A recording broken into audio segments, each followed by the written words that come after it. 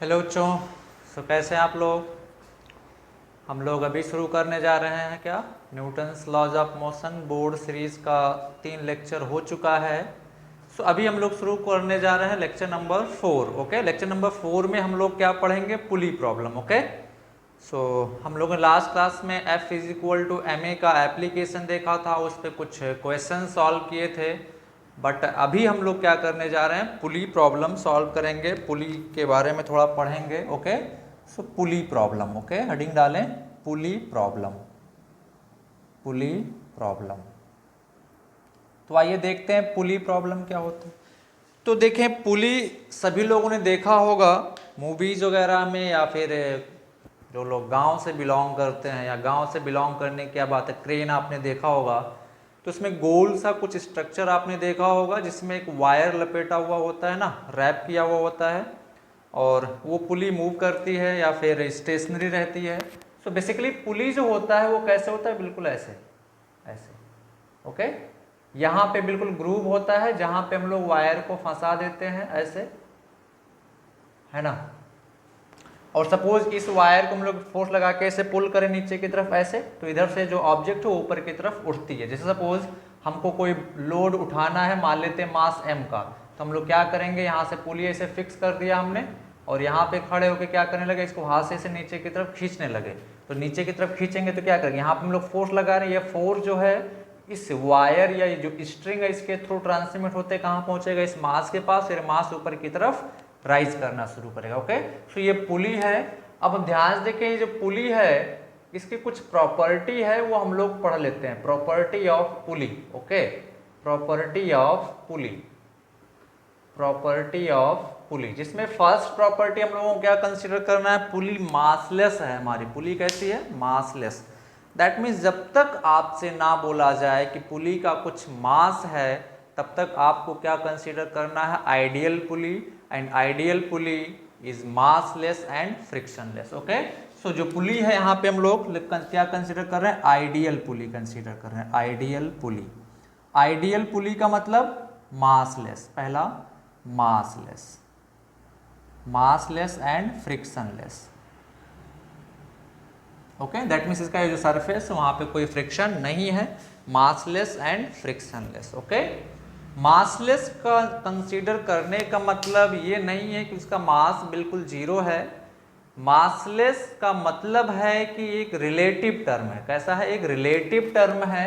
That means ये जो object हम लोग रेज कर रहे हैं इस पुली की मदद से, इसका मास जो है इस पुली के कंपैरिजन में काफ़ी ज़्यादा है। जैसे सपोज ये पुली है सपोज 100 ग्राम की, और ये ब्लॉक जो हम लोग रेज कर रहे हैं कितना, 10 किलोग्राम की। तो 10 किलोग्राम के कंपैरिजन में 100 ग्राम क्या है, काफ़ी कम है ना। ये किलोग्राम है और ये ग्राम में है, तो इसके मास को हम लोग क्या कंसीडर कर लेते हैं, नेग्लिजिबल कंसीडर कर लेते हैं। सेम केस हम लोग स्ट्रिंग के केस में भी कंसीडर करते हैं। तो आप लोगों को एज्यूम क्या करना है, पुली जो है वो हमारी मासलेस है और फ्रिक्शनलेस। ओके, तो पुली के केस में जो सबसे मेन प्रॉब्लम है जो सभी को आना चाहिए कि टेंशन कैसे मार्क करते हैं। ओके, तो सबसे पहले हम लोग सीखेंगे how to mark tension in case of pulley. Okay, याद रहे ये दो चीजें, पुली हमारी है आइडियल पुली है, मासलेस है और फ्रिक्शनलेस। ओके, तो हेडिंग डाल लें सभी लोग। सबसे पहले how to mark tension in the pulley, how to mark tension in the pulley, how to mark tension in the pulley, how to mark tension in the pulley, tension in the pulley. Okay, tension को कैसे mark करना है पुली में, ये हम लोगों को सीखना है। तो टेंशन कैसे मार्क करते हैं, पहला तो जब तक स्ट्रिंग सेम रहेगी तब तक उसमें टेंशन क्या रहेगा, सेम रहेगा। ओके, अजम्पशन अप्लाइड कि स्ट्रिंग हमारी कैसी है, मासलेस। ओके, तो ऐसे यहाँ पे नोट करें कि in one string tension will be remain same, tension will remain same, tension will remain same. Okay, tension will remain same. जब तक स्ट्रिंग चेंज नहीं होगी तब तक टेंशन क्या रहेगा, स्ट्रिंग में सेम रहेगा। यहाँ पे एजम्पशन जो है वो अप्लाइड है कि हमारा स्ट्रिंग कैसा है, मासलेस है। स्ट्रिंग कैसा है, मासलेस है। और दूसरा पुली कैसा है, मासलेस एंड फ्रिक्शनलेस। पुली भी हमारा कैसा है, massless and frictionless. Okay, massless and frictionless. तो फर्स्ट स्टेप कि जब तक स्ट्रिंग एक है, सिंगल स्ट्रिंग है, जब तक स्ट्रिंग चेंज नहीं होती है तब तक उसमें क्या रहेगा, हमारा टेंशन सेम रहेगा। ओके, टेंशन फोर्स क्या रहेगा, सेम। दूसरा स्ट्रिंग ऑलवेज, ये हम लोग पढ़ चुके हैं लास्ट लेक्चर में, try to pull the object, pull the object. Okay, it can not push any object, push any object. Okay, it can not push any object. Okay, दूसरा हो गया। अब ध्यान से देखें, स्ट्रिंग के मदद से हम लोग किसी ऑब्जेक्ट को क्या कर सकते हैं, पुल कर सकते हैं। किसी ऑब्जेक्ट को हम लोग पुश नहीं कर सकते, यानी कि हम लोग खींच के बाद उसको पुल कर सकते हैं, पुश नहीं कर सकते। ओके, हम लोग लास्ट क्लास में ये अजम्पशन डिस्कस कर चुके थे। थर्ड है, जिस भी ऑब्जेक्ट पे स्ट्रिंग फोर्स लगाती है वो उस ऑब्जेक्ट से अवे लगाती है, यानी कि उसको पुल करने की कोशिश करती है। ओके, तो लिखे यहाँ पे हमेशा tension force applied by string, tension force applied by string always act away from the, always act away from the object, away from the object। Okay, tension force जो स्ट्रिंग पे लगेगा वो हमेशा किधर एक्ट करेगा, अवे फ्रॉम द ऑब्जेक्ट। ये तीन assumptions के बेसिस पे हम लोग टेंशन मार्क करना सीखेंगे। सो अभी यहाँ पे आप टेंशन मार्क करना सीख लें। इसके बाद हम लोग कंस्ट्रेंड मोशन पढ़ेंगे, तो वहाँ पे मैं टेंशन मार्क करना नहीं सिखाने वाला, इसलिए आप टेंशन मार्क कैसे करेंगे ठीक से सीखते हुए चलेंगे। ओके, तो चलो आओ देखते हैं। इसको नोट कर लिया होगा, सो मैं इरेज कर रहा हूँ इसको। ओके,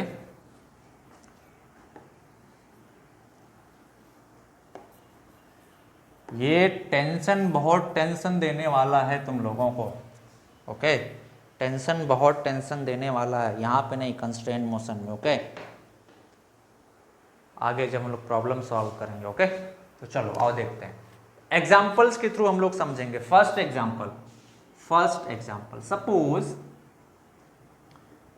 बहुत ही सिंपल एग्जाम्पल ले रहा हूं। ओके, बहुत ही सिंपल एग्जाम्पल, वेरी सिंपल। ये कोई पुली है, पुली मासलेस, इसे दो ब्लॉक हैंग कर रहे हैं ऐसे, मास m1, मास m2। चलो टेंशन मार्क करते हैं।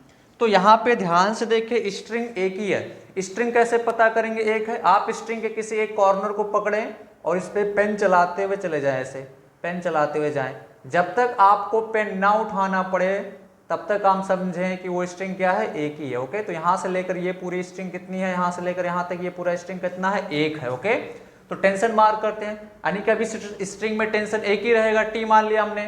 तो इस ब्लॉक के pass away from the block, last step. Okay, तो अवे फ्रॉम द ब्लॉक कैसे लगेगा, टी। इस पुली के पास में अवे फ्रॉम द पुली, तो कैसे लगेगा, ऐसे, यानी कि इस पुली को नीचे की तरफ खींचना चाहेगा, टेंशन फोर्स जो पुली पे लग रहा है, और इस ब्लॉक पे जो टेंशन फोर्स लग रहा है वो ब्लॉक को ऊपर खींचना चाहेगा, है ना।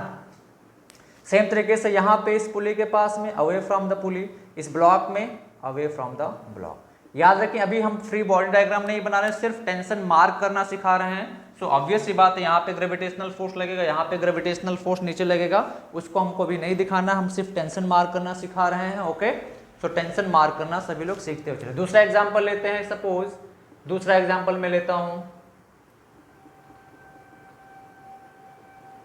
ओके, दूसरा एग्जाम्पल लेते हैं।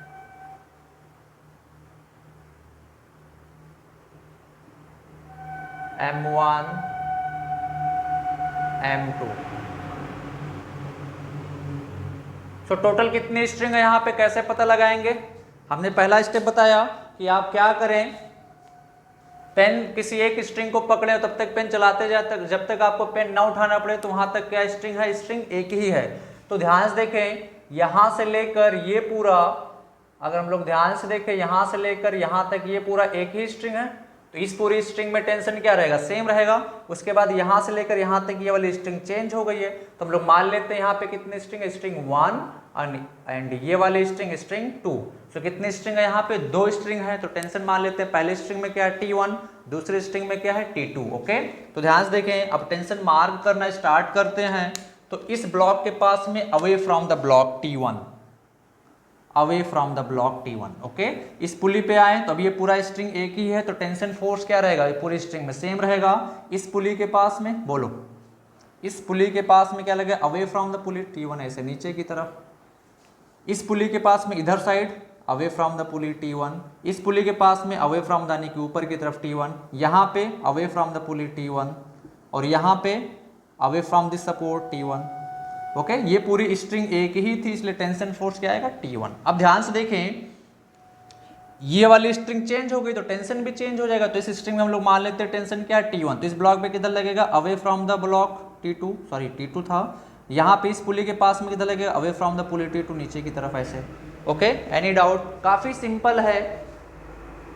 तो इस पूरी स्ट्रिंग में T1 जहां जहां पे सभी हर जगह पे टेंशन हम लोगों को मार्क करना है इस ब्लॉक में, अवे फ्रॉम मतलब ऊपर की तरफ, इस पुली में अवे फ्रॉम द पुली मतलब नीचे की तरफ, पुली को नीचे खींचेगा, इधर के पास आएंगे तो यहाँ पे नीचे की तरफ, यहाँ पे ऊपर की तरफ, यहाँ पे ऊपर की तरफ, यहाँ पे नीचे की तरफ। सेम तरीके से स्ट्रिंग चेंज हो गई तो टेंशन चेंज हो जाएगा। इस स्ट्रिंग में ये वाली स्ट्रिंग पुली को नीचे खींचना चाहेगी, दैट मीन्स T2 नीचे की तरफ, ये ब्लॉक टेंशन, इस ब्लॉक को टेंशन फोर्स ऊपर खींचना चाहेगा तो टेंशन फोर्स किधर लगेगा, ऊपर की तरफ T2। ओके, अब मेन पार्ट यहाँ पे हमने क्या कंसीडर किया, पुली जो हमारी कैसी है, मासलेस है। पुली कैसी है, मासलेस। तो हम लोगों को T1 और T2 में रिलेशन बताना, क्या बताना, relation.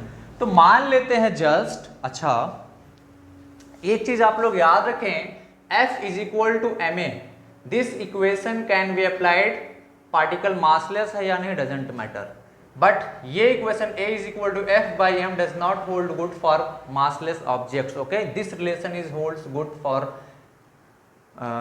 Any object. Okay, but ये वाला रिलेशन आप ऐसा बोलेंगे सर मासलेस अगर कोई ऑब्जेक्ट हो तो उसका एक्सीलरेशन इनफाइनाइट हो जाएगा, नहीं, बिल्कुल नहीं। ये equation does not hold good relation, ये है हमारा, दैट मीन्स अगर किसी कोई ऑब्जेक्ट ए एक्सीलरेशन से मूव कर रहा है तो उस पर कितना फोर्स लग रहा है, F, और उसका वैल्यू क्या, F is equal to mass into acceleration. Okay, तो ध्यान से देखें, यहाँ से हम लोग अगर ध्यान से देखें इस पुली में, तो पुली भले मासलेस है, इसका कुछ ना कुछ तो एक्सीलरेशन होगा, पुली भले ही मासलेस है, इसका कुछ ना कुछ एक्सीलरेशन होगा, और वो एक्सीलरेशन में क्या कंसीडर कर लेता हूं, मान लेते हैं एक्सीलरेशन A है, कुछ भी एक्सीलरेशन बोलो, मान लिया, जस्ट एज्यूम। तो अभी ध्यान से देखिए, इस पुली का फ्री बॉडी डायग्राम बनाए जरा हम लोग, तो इस पे T1 ऊपर लग रहा है, ये T1 ऊपर लग रहा है, और इधर से T2 नीचे लग रहा है, और पुली ऊपर की तरफ मूव कर रही है A। अब याद करें, हमने बोला था कि अगर बॉडी का एक्सीलरेशन ऊपर की तरफ है तो नेट फोर्स किधर लग रहा है, ऊपर की तरफ, यानी कि इस पे नेट फोर्स कितना लग रहा है, ऊपर की तरफ। नेट फोर्स कितना आ जाएगा, बोलो, नेट फोर्स कितना आ जाएगा, T1 प्लस T1 है ना, ये दोनों फोर्स ऐड हो जाएंगे, minus T2 is equal to mass, mass कितना है इस पुली का 0, एक्सीलरेशन कितना है A, तो यहां से कितना आ जाएगा 2T1 minus T2 is equal to 0, तो T2 कितना आ जाएगा 2T1। Very important relation, T2 कितना आ गया 2T1, दैट मीन्स अभी ध्यान देखिए, इस वाले स्ट्रिंग में कितना आएगा 2T1 टेंशन, कितना आएगा 2T1, मतलब इस पुली पे T1 ऊपर, दैट मीन्स इस पुली पे अपवर्ड फोर्स टोटल कितना लग रहा है 2T1। ओके, तो पुली मासलेस है, तो अब इस वाले स्ट्रिंग में कितना टेंशन आ जाएगा 2T1 नीचे की तरफ, अब इस स्ट्रिंग में कितना आ जाएगा टेंशन 2T1, तो अब इस पुली पे 2T1 नीचे, इस ब्लॉक पे 2T1 ऊपर। ओके, ये मार्क करने का बिल्कुल तरीका है, बहुत ही इजी है, ये जस्ट मैंने करके बताया ताकि आप लोग कंफ्यूज ना हो। ओके, अभी आओ एक दो क्वेश्चन और सॉल्व करते हैं, फिर आपको आसानी से क्लियर होगा। अभी T1 T2 हम लोग मार्क नहीं करेंगे। ओके, T1 T2 मार्क नहीं करेंगे, हमको क्वेश्चन शॉर्ट में सॉल्व करना है, बार बार ये चीज रिलेशन एस्टेब्लिश करने की जरूरत नहीं है। ओके, चलो आओ देखते हैं, लिखें क्वेश्चन, लिखें सभी लोग, एग्जाम्पल लिखें सभी लोग, चलो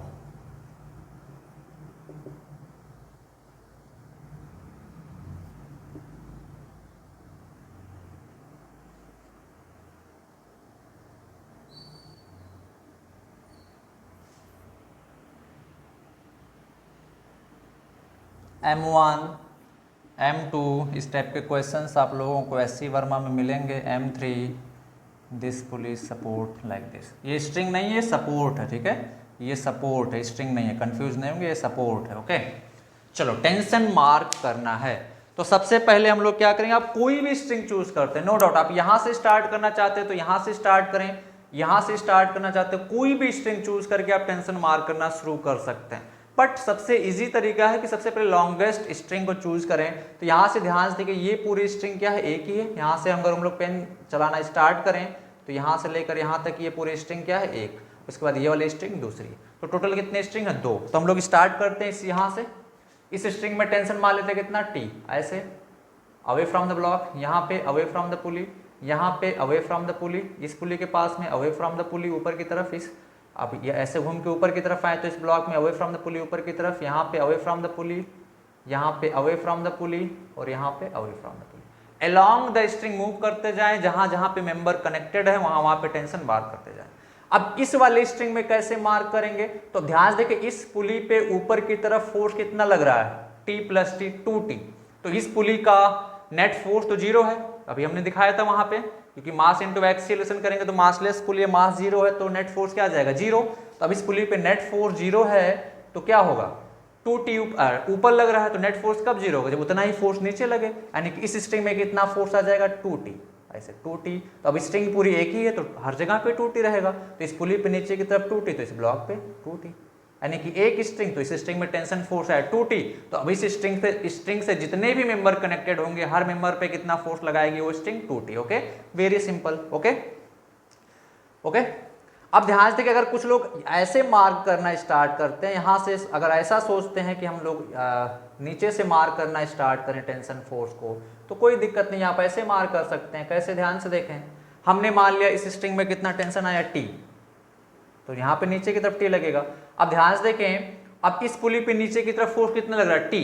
नेट फोर्स क्या होना चाहिए इस पे, 0। तो नीचे T लग रहा है तो ऊपर भी T लगना चाहिए। तो मतलब क्या आ जाएगा, इसमें दो साइड से स्ट्रिंग पुल कर रहा है इस पे, तो T/2 इस पे आ जाएगा, T/2 इसमें आ जाएगा। अब ये पूरी स्ट्रिंग एक ही है तो इस पूरी स्ट्रिंग में कितना आएगा, टेंशन T/2। दैट मीन्स यहाँ पे T/2 तो यहाँ पे T/2 नीचे, यहाँ पे T/2 ऐसे, यहाँ पे T/2 ऐसे, यहाँ पे T/2 ऐसे, यहाँ पे T/2 ऐसे, यहाँ पे T/2 ऐसे। आप जैसे मार्क करना चाहते हैं वैसे मार्क करें, कोई प्रॉब्लम नहीं है, आंसर आपका हमेशा सेम आएगा। ओके बट मैं इस तरीके से प्रेफर नहीं करता हूँ, मैं सबसे पहले लॉन्गेस्ट स्ट्रिंग चूज करता हूँ फिर उसमें मार्क करता हूँ। ओके आपके लिए बहुत ईजी होगा। चलो और एक दूसरा एग्जाम्पल सॉल्व करते हैं टेंशन मार्क करने का। टेंशन सभी को मार्क करना आना चाहिए, किसी को कोई डाउट नहीं होना चाहिए। टेंशन ही नहीं मार्क कर पाएंगे, टेंशन मार्क करने में अगर आप गलती कर देंगे तो आपका आंसर ही नहीं आएगा, गलत आ जाएगा, आपके कॉन्सेप्ट सही है फिर भी आंसर गलत आ जाएगा। ओके इसलिए टेंशन मार्क करना बहुत जरूरी है यहाँ पे। ओके तो चलिए आइए दूसरा एग्जांपल देखते हैं। तुम दिल की धड़कन में रहते हो, रहते हो, देर न कर, देर न कर, देर न कर। M1 M2 M3 ओके चलो टेंशन मार्क करो, हर स्ट्रिंग में टेंशन मार्क करना है। यहाँ पे टोटल स्ट्रिंग कितनी है, 1 2 3 4 5 स्ट्रिंग है, सभी स्ट्रिंग में टेंशन मार्क करना है। तो चलें स्टार्ट करें सभी लोग टेंशन मार्क करना। ओके सभी का सही होना चाहिए, बिल्कुल टेंशन मार्क करना सभी को आना चाहिए। ओके मार्क करें टेंशन जल्दी से, चलो मार्क करें टेंशन। चलो आओ देखते हैं। चलो आप कोई भी स्ट्रिंग चूज करके स्टार्ट कर सकते हैं। ओके बट हमेशा हम लोगों को वही स्ट्रिंग चूज करनी है जहां से हमारा प्रॉब्लम इजी हो जाए। ओके हमको ज्यादा माथापच्ची ना करना पड़े, वहीं से हम लोग स्टार्ट करें। सबसे लॉन्गेस्ट स्ट्रिंग कौन सी इसमें से, ध्यान से देखें तो ये वाली स्ट्रिंग। कोई घबराने की जरूरत नहीं, जैसे जैसे आप आगे पढ़ते जाएंगे वैसे वैसे आइडिया आपको लगता जाएगा। मैं मान लेता हूं इस स्ट्रिंग में टेंशन कितना आया, T। ओके तो इस पूरी स्ट्रिंग में टेंशन कितना रहेगा, T ही रहेगा। ये जो आप पूरी स्ट्रिंग देख रहे हैं यहां से लेकर यहां तक, इस पूरी स्ट्रिंग में टेंशन कितना रहेगा, टी रहेगा। ओके, तो मान लेते हैं इस ब्लॉक के पास टेंशन किधर लगेगा, away from the block T. Pulley के पास में अवे फ्रॉम द ब्लॉक, तो नीचे की तरफ टी, यहाँ पे टी नीचे, यहाँ पे टी ऊपर। अब ऐसे घूम के आए, यहाँ पे टी ऊपर अवे फ्रॉम द पुली, यहाँ पे टी नीचे अवे फ्रॉम द पुली। ऐसे कोई उल्टा मत मार कर रहे हो, मतलब आ जाएगा पुली को लगा रही है, नहीं, पुली को पुल करेगी वो। अब घूम के इधर की तरफ आए तो यहाँ पे अवे फ्रॉम द पुली। देखिए बीच में भी टेंशन मार कर सकते हैं, बट कोई मतलब नहीं है। हम लोगों को कहाँ से कहाँ दिखाना है, मेंबर्स पे दिखाना है टेंशन फोर्स, जहाँ पे वो कनेक्टेड है। ओके, तो ऐसा नहीं कि सर यहाँ पे टेंशन नहीं होगा, क्या यहाँ पे भी होगा, यहाँ पे भी मार्क कर सकते हो, कोई डाउट नहीं है। बट कहाँ पे हम लोगों को दिखाना है, कनेक्टेड मेंबर के पास में, क्योंकि जब हम लोग कैलकुलेट करेंगे एक्सीलरेशन वगैरह तो वहीं पे जरूरत पड़ेगा। अब इस पुली के पास में आए तो इस पुली पे ऊपर की तरफ टी, घूम के इधर आए ऊपर की तरफ टी, यहाँ पे जाए नीचे की तरफ टी। अब इस स्ट्रिंग में आए तो इस स्ट्रिंग में कैसे मार्क करेंगे, इस पुली को ध्यान से देखें। इस पुली पे मासलेस है तो नेट फोर्स क्या होना चाहिए, 0।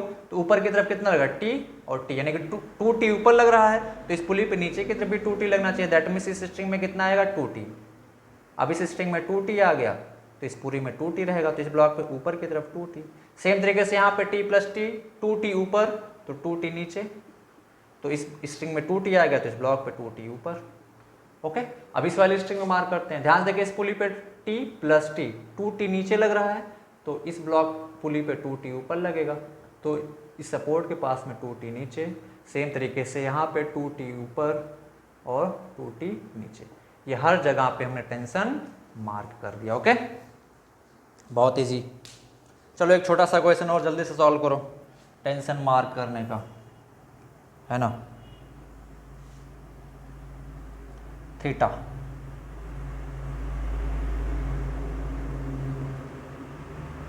M1 M2। Okay, tension mark करना है, बहुत ही सिंपल सा क्वेश्चन, बहुत पिद्दी सा क्वेश्चन, छोटा सा क्वेश्चन है।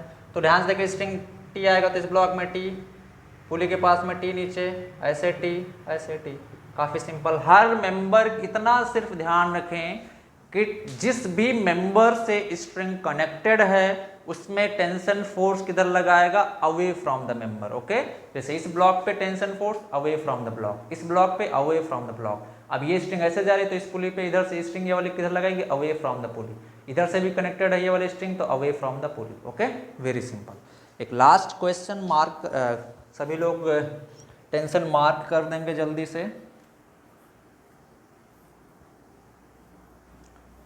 है ना। लास्ट क्वेश्चन में दे रहा हूं, सभी लोग टेंशन मार्क करेंगे, किसी का गलत नहीं होना चाहिए।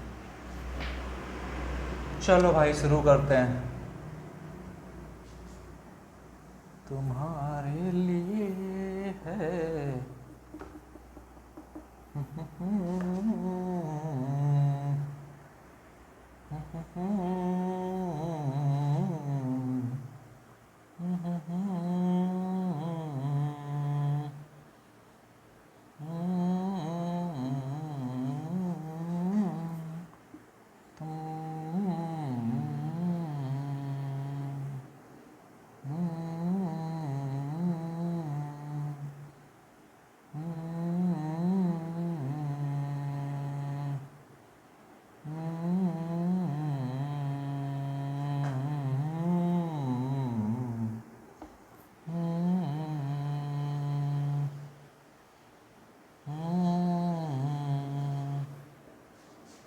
तुमको देखा तो ऐसा लगा, एक लड़की को देखा तो ऐसा लगा, M1 M2 M3 M4, बस 4 ही। ओके, चलो फटाक से टेंशन मार्क कर दो भाई, जल्दी से टेंशन, हर स्ट्रिंग में टेंशन मार्क कर दो जल्दी से, जितना जल्दी हो सके जल्दी से टेंशन मार्क कर दो हर स्ट्रिंग में। अपन को करेक्ट आंसर चाहिए, हर सभी का करेक्ट आंसर चाहिए, जल्दी से मार्क करो टेंशन। ओके, चलो आओ देखते हैं। तो आप कहीं से स्टार्ट करें, यहाँ से स्टार्ट करना है, यहाँ से स्टार्ट कर सकते हैं, यहाँ से स्टार्ट करना है, यहाँ से। ओके, तो हम लोग यहाँ से स्टार्ट करते हैं। यहाँ पे बताएं टेंशन टी ऊपर, इस ब्लॉक में टी नीचे, ऐसे आए स्ट्रिंग चेंज नहीं हुई है टी टी, क्या अभी भी स्ट्रिंग चेंज हुई है नहीं, तो इस प्ले में टी ऊपर की तरफ, यहाँ पे टी नीचे। जब तक स्ट्रिंग चेंज नहीं होगी तब तक टेंशन फोर्स चेंज नहीं होगा। अभी भी स्ट्रिंग सॉरी ये कनेक्टेड होगा, अभी भी स्ट्रिंग चेंज नहीं हुई है ना, अभी भी स्ट्रिंग चेंज नहीं हुई, वही स्ट्रिंग चल रही है, तो टी यहाँ सपोर्ट के पास में नीचे। अब ध्यान से देखें, यहाँ से स्ट्रिंग चेंज हो गई और ये स्ट्रिंग ऐसे यहाँ तक चलने वाली है, ये वाली स्ट्रिंग कहाँ तक चलने वाली है, पूरा यहाँ तक, है ना।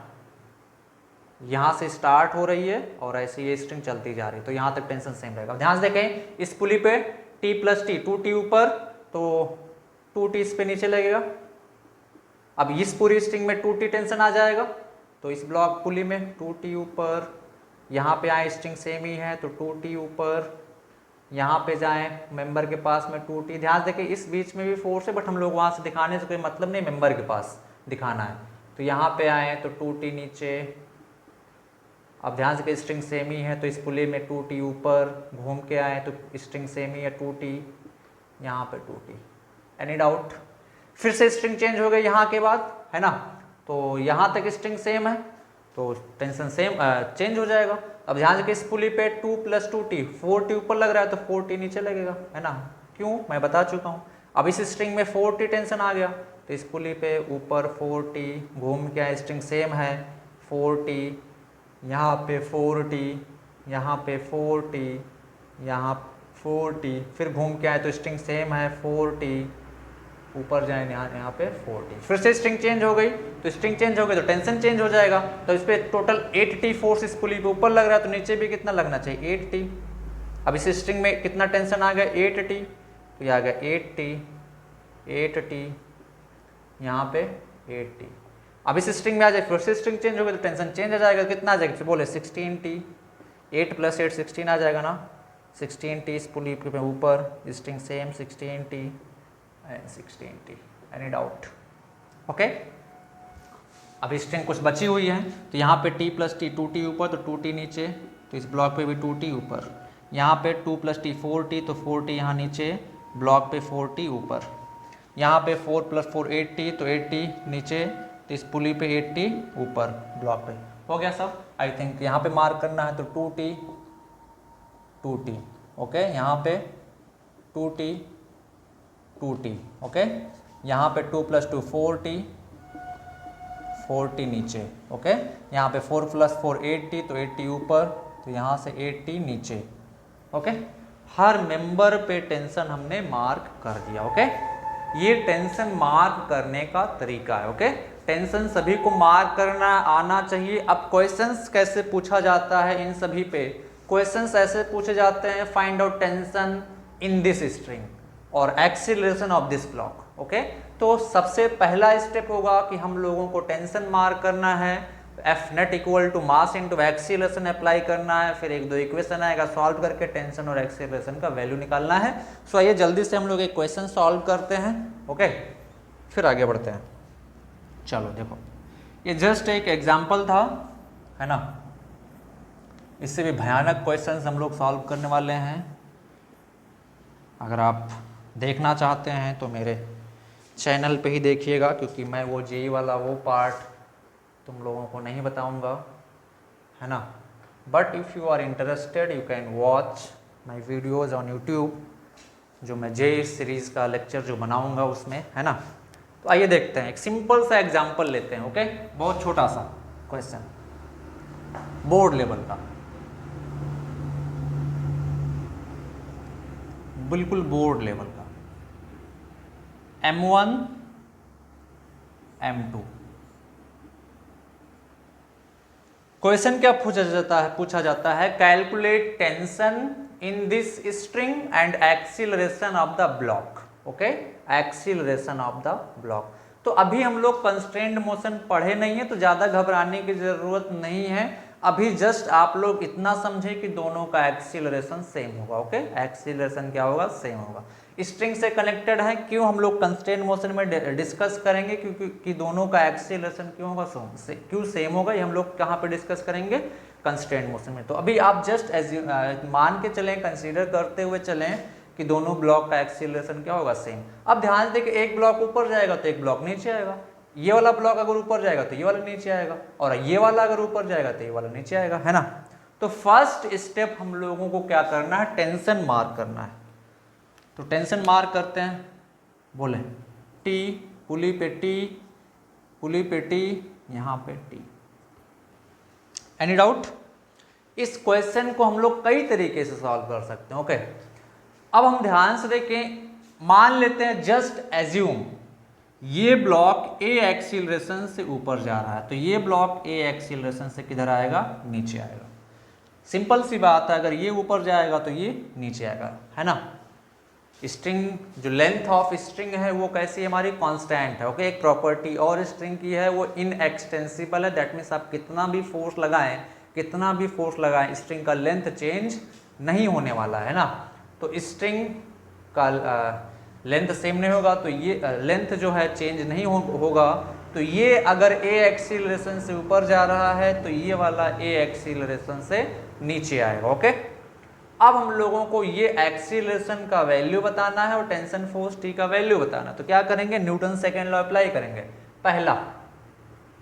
पहले ब्लॉक का फ्री बॉडी डायग्राम बनाते हैं, M1। इस पे क्या क्या फोर्स लग रहा है, टी ऊपर लग रहा है, इसका ग्रेविटेशनल फोर्स M1G नीचे लगेगा। ये ब्लॉक किधर भाग रहा है, ऊपर भाग रहा है विद एक्सीलरेशन A, है ना। तो अगर ये ब्लॉक ऊपर जा रहा है और तो नेट फोर्स किधर लग रहा है, ऊपर। That means this T is greater than M1G। Okay, तो अब ध्यान से देखें, ये ब्लॉक अगर ऊपर जा रहा है तो नेट फोर्स किधर लग रहा है, ऊपर। तो वो नेट फोर्स इक्वल टू हम लोग क्या लिखेंगे इस ब्लॉक के लिए, F net is equal to mass into acceleration, है ना। अब इस ब्लॉक पे नेट फोर्स कितना है, T ऊपर M1G नीचे, तो हम लोग क्या लिखेंगे, T minus M1G is equal to mass of this block into acceleration. Equation number first, equation number first. Okay, दूसरे ब्लॉक का फ्री बॉडी डायग्राम बनाते हैं, M2। तो इस पे क्या क्या लग रहा है, टेंशन फोर्स T ऊपर, M2G नीचे। ब्लॉक किधर आ रहा है, नीचे। कितने एक्सीलरेशन से, A एक्सीलरेशन। दैट मीन्स इस पे नेट फोर्स किधर लग रहा है, नीचे। नेट फोर्स A का डायरेक्शन किधर की तरफ है, नीचे की तरफ ना, तो नेट फोर्स किधर लग रहा है, नीचे की तरफ। ओके, अब उस नेट फोर्स को हम लोग क्या लिखेंगे, M2G माइनस T। याद करें, जिधर की तरफ एक्सीलरेशन नीचे की तरफ, तो ये वाला फोर्स ज्यादा, तो हम लोग क्या लिखेंगे, M2G minus T is equal to mass into acceleration, M2 into E। This is the net force equal to mass into acceleration. Net force is equal to mass into acceleration. Okay, अब ध्यान से देखिए, किसी के मन में doubt आ रहा होगा कि सर यहाँ पे M1G माइनस T क्यों नहीं किए। तो बच्चा, इस इक्वेशन में इस फोर्स और इस एक्सीलरेशन का डायरेक्शन क्या होना चाहिए, सेम। तो हमने जब ऊपर की तरफ माना हुआ है एक्सीलरेशन, इसका मतलब नेट फोर्स ऊपर लग रहा है, तो ये T माइनस M1G क्या शो कर रहा है, नेट फोर्स किधर की तरफ, ऊपर की तरफ। अगर आप M1G माइनस T लिखोगे तो M1G minus T net force show करेगा किधर की तरफ, नीचे की तरफ, है ना। तो आपको एक्सीलरेशन तो ऊपर माना हुआ, तो यहाँ पे क्या लगाना पड़ेगा, माइनस साइन।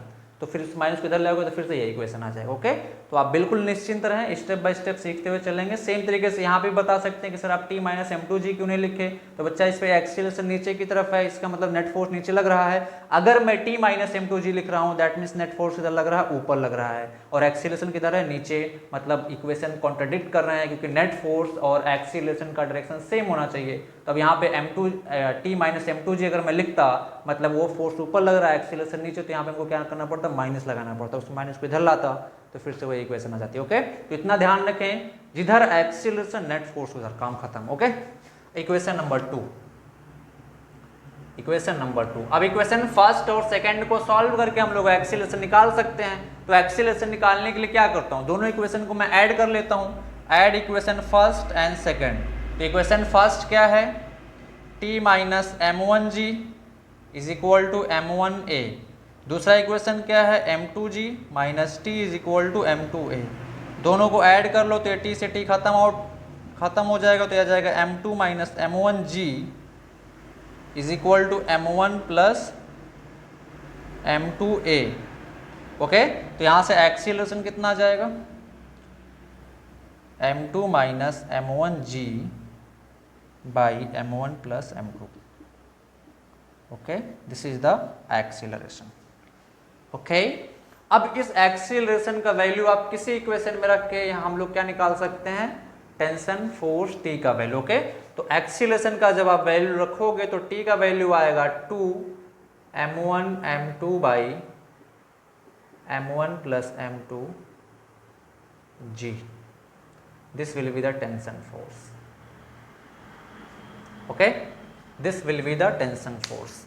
सो ये हम लोगों का एक्सीलरेशन है और ये टेंशन है। याद बिल्कुल नहीं करना है, समझना है चीज़ों को। अब अगर मैं वैल्यू दे देता यहीं तो बहुत ही क्वेश्चन इजी हो जाता। ओके, वैल्यू नहीं दिया हमने तो थोड़ा सा आपको कैलकुलेशन करना पड़ा। ओके, किसी को कोई डाउट है तो जल्दी से बोले, फिर हम लोग आगे बढ़ते हैं। चलो, इस साइड से मैं मिटा रहा हूँ।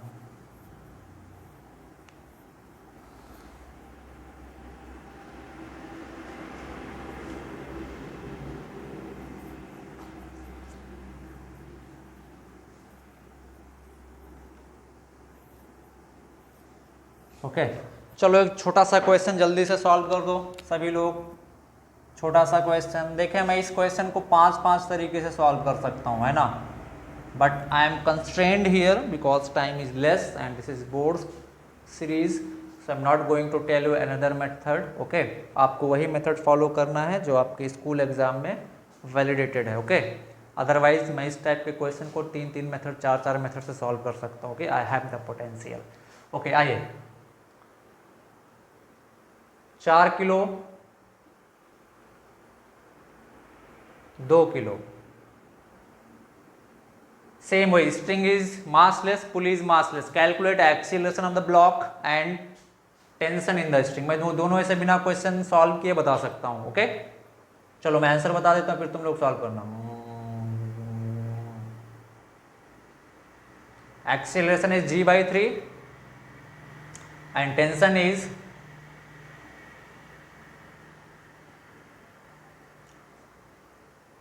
8/3g। Acceleration is g/3, tension is 8/3g। आप सॉल्व करके आंसर बताएं। ओके, चलो आप देखते हैं।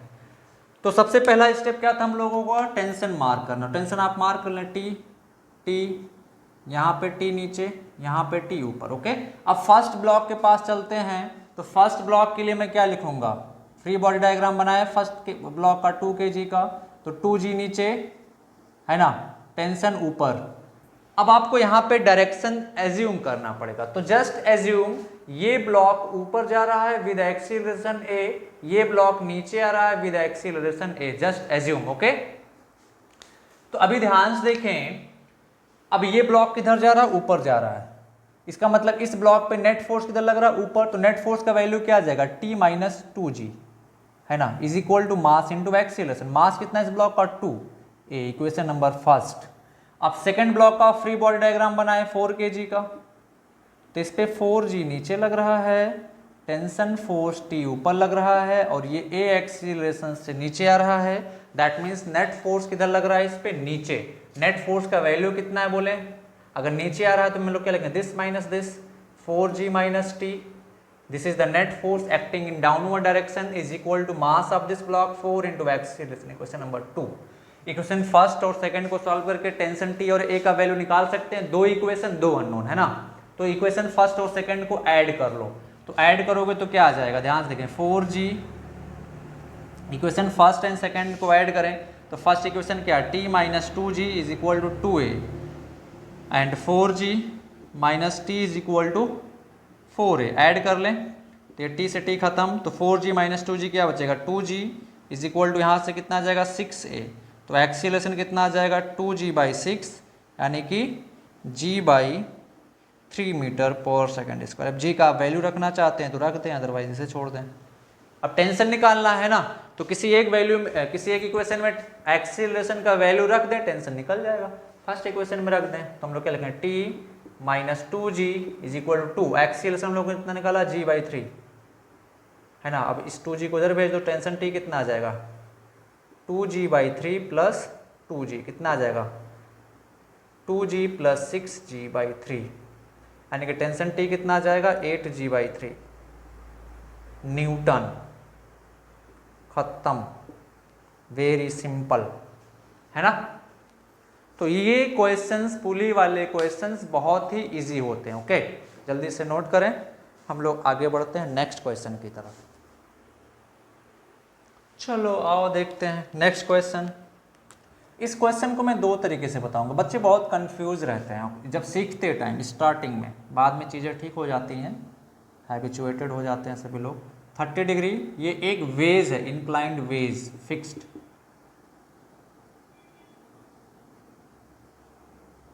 2 kg,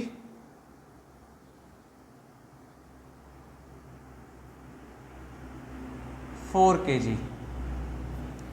okay, pulley is massless, all surface are smooth, calculate tension and acceleration of each block. दोनों एक्सीलरेशन, दोनों ब्लॉक सेम एक्सीलरेशन से चलेंगे। ओके, अभी हमने कंस्ट्रेंट नहीं पढ़ाया है, तो जस्ट आप ऐसे ही सॉल्व करना आप लोगों को। ओके, दोनों का एक्सीलरेशन क्या होगा, सेम होगा। ओके, कंस्ट्रेंट जब हम लोग पढ़ेंगे तो पता चलेगा आप लोगों को वहां से कि दोनों का एक्सीलरेशन सेम क्यों है। ओके, चलो सॉल्व करें। तो सबसे पहला स्टेप क्या था, टेंशन मार्क करना। टेंशन मार्क करें और सॉल्व करने की कोशिश करें। ओके, चलिए आइए देखते हैं। इक्वेशन में सिर्फ यहाँ पे क्या है, force equal to mass into acceleration, आपका क्वेश्चन खत्म। इस चैप्टर में और कुछ नहीं है, force equal to mass into acceleration, that means F net is equal to mass into acceleration. अब क्या है, किसी बॉडी पे जिधर की तरफ नेट एक्सीलरेशन है उधर की तरफ नेट फोर्स लग रहा है, तो net force is equal to mass of the body is equal to into acceleration of that body. बस खत्म क्वेश्चन। ओके, इसी तरीके से सॉल्व करना है। किधर भी ब्लॉक मूव कर रहा हो, block X axis, Y axis, कैसे भी जा रहा हो, बस आप लोगों को इतना ध्यान रखना है कि ब्लॉक जिधर जा रहा है उस डायरेक्शन में आप नेट फोर्स कैलकुलेट करें, and net force equal to mass into acceleration, काम खत्म। ओके, चलो जल्दी से सॉल्व करें आप लोग इसको, फिर मैं बताता हूं। ओके, चलो आओ देखते हैं। तो सबसे पहले क्या है, हमने बोला था टेंशन मार्क करना, तो आप टेंशन मार्क कर लो। यहाँ पे टेंशन ऐसे, यहाँ पे टेंशन ऐसे, यहाँ पे टेंशन ऐसे नीचे की तरफ, यहाँ पे टेंशन ऐसे, है ना। ये ब्लॉक किधर आएगा, नीचे, ए एक्सीलरेशन से मान लेते हैं। तो ये ब्लॉक अब कैसा, इधर की तरफ तो जाएगा नहीं, या ऐसे ऊपर की तरफ तो जाएगा नहीं, ये मूव करेगा अलोंग द इंक्लाइंड प्लेन। तो कैसे मूव करेगा, अगर ये ब्लॉक ऐसे नीचे आ रहा है तो ये ब्लॉक किधर जाएगा, ऐसे इधर की तरफ, यानी कि नेट फोर्स पे इधर लग रहा है ना। तो इस ब्लॉक को देखते हैं, फर्स्ट ब्लॉक। इस ब्लॉक का फ्री बॉडी डायग्राम बनाते हैं। तो हम लोग क्या देखते हैं, ये इस ब्लॉक पे 4 kg, 4g नीचे, टेंशन टी ऊपर, ब्लॉक नीचे आ रहा है, दैट मीन्स नेट फोर्स किधर लग रहा है, नीचे। तो नेट फोर्स नीचे लग रहा है तो हम लोग क्या लिखेंगे, T minus 4g, this is the net force, sorry नीचे आ रहा block, sorry mistakes, 4g minus T is equal to mass into acceleration, mass 4, acceleration, equation number first. अब 2 kg का फ्री बॉडी डायग्राम बनाते हैं। तो 2 kg का free body diagram बनाएंगे तो क्या क्या फोर्सेस लग रहा है इस पे बताएं। एक तो इसका ग्रेविटेशनल फोर्स किधर लग रहा है, नीचे, है ना, mg मतलब 2g, है ना। टेंशन इधर, 2g इधर, एक्सीलरेशन इधर। तो हम लोगों को क्या करना पड़ेगा, इसका कंपोनेंट लेना पड़ेगा, इसका कंपोनेंट इसके अलोंग लाना पड़ेगा, क्योंकि ये ब्लॉक किधर मूव कर रहा है, इसके अलोंग। तो सारे फोर्सेस जो हैं हमको अलोंग द इंक्लाइंड प्लेन लाना पड़ेगा। तो इस 2g के दो कंपोनेंट कह सकते हैं, हमने वेक्टर में पढ़ ही चुके हैं, एक अलोंग द प्लेन, एक परपेंडिकुलर टू द प्लेन। ये 30 डिग्री था तो ये 30 डिग्री आ जाएगा, कितना आ जाएगा, 2g cos 30, है ना, और ये कितना आ जाएगा, 2g sin 30। और नॉर्मल फोर्स पे किधर लगेगा, n ऊपर की तरफ। तो अगर हम लोग 2 kg का फ्री बॉडी डायग्राम बनाएं तो हमें क्या देखने को मिलेगा कि ये 2 kg है ना, इस पे एक टेंशन फोर्स इधर लग रहा है, नॉर्मल फोर्स इधर लग रहा है, और ग्रेविटेशनल फोर्स के दो कंपोनेंट हम लोग कर लिए हैं, 2g sin 30 इधर की तरफ और 2g cos 30 इधर की तरफ। अब ब्लॉक किधर मूव कर रहा है, ब्लॉक ये इधर जा रहा है ए एक्सीलरेशन से, इसके अलोंग कोई मोशन नहीं है, तो इसके अलोंग नेट फोर्स 0 है। तो अगर इसके अलोंग नेट फोर्स 0 है तो ये नॉर्मल फोर्स, सॉरी डायरेक्शन थोड़ा मिस्टेक्स है यहाँ पे, तो ये नॉर्मल फोर्स n किसके बराबर हो जाएगा 2g cos 30 के। तो हम लोग क्या लिखेंगे n is equal to 2g cos 30। यहाँ पे ये भी पूछा जा सकता था क्वेश्चन नंबर 2, तो नॉर्मल रिएक्शन निकल जाएगा। अब ध्यान से देखिए इसके अलोंग ब्लॉक इधर जा रहा है, दैट मीन्स नेट फोर्स इधर लग रहा है। नेट फोर्स मतलब t along the inclined plane दो फोर्सेस लग रहे हैं, एक t लग रहा है, दूसरा 2g sin 30 लग रहा है। तो नेट फोर्स किधर लगेगा, अगर ब्लॉक इधर जा रहा है तो नेट फोर्स इधर लग रहा है, दैट मीन्स नेट फोर्स क्या आ जाएगा वो t माइनस 2g sin 30 है ना, इधर वाला फोर्स माइनस इधर वाला force is equal to mass into acceleration. Mass कितना 2, एक्सीलरेशन इक्वेशन नंबर 3। हमको टेंशन चाहिए और एक्सीलरेशन चाहिए, तो इक्वेशन फर्स्ट और थर्ड को आप सॉल्व कर लें। फर्स्ट की इक्वेशन क्या कह रही है हमारी 4g minus T is equal to 4 है। अच्छा sin 30 का वैल्यू हाफ होता है, तो यहाँ पे हाफ और ये 2 खत्म हो जाएगा, तो हम लोग डायरेक्ट में लिख दे रहा हूँ t minus G is equal to 2a। Add कर लें तो t से t खत्म, यहाँ पे आ जाएगा 3g is equal to 6a। तो ये कितना आ जाएगा g/3।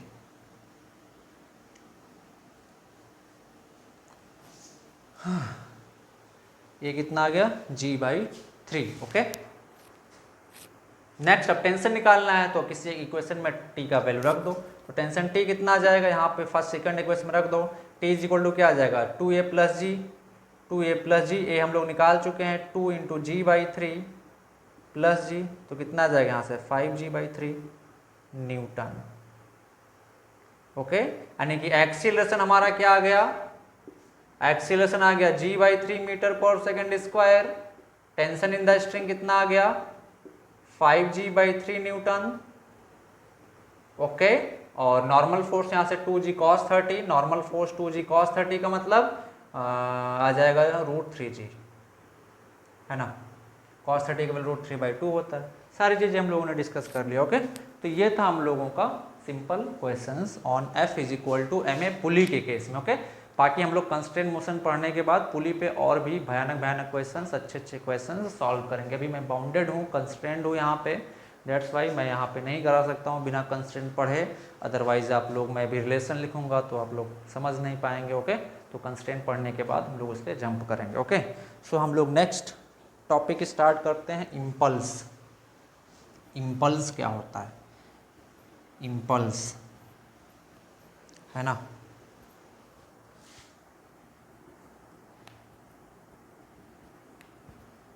इम्पल्स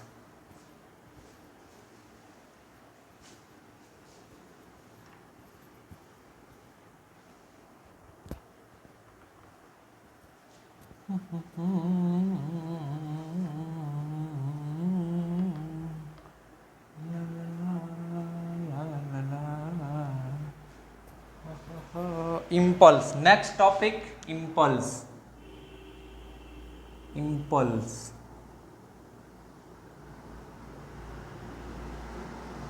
ओके, इम्पल्स तो लिखें, इम्पल्स को अगर हम लोग ध्यान से देखें, F इज इक्वल टू होता क्या है dp/dt। Suppose time interval dt बहुत स्मॉल हो, फोर्स उतना ज्यादा हो। dp क्या है, चेंज इन मोमेंटम, dt क्या है, टाइम इंटरवल। तो अगर टाइम इंटरवल जितना छोटा होगा फोर्स का वैल्यू उतना ही ज्यादा होगा। तो अभी इम्पल्स को जो हम लोग डिफाइन करते हैं, इम्पल्स को नोट करें, when a force, definition when a force acts for a very short span of time, very short span of time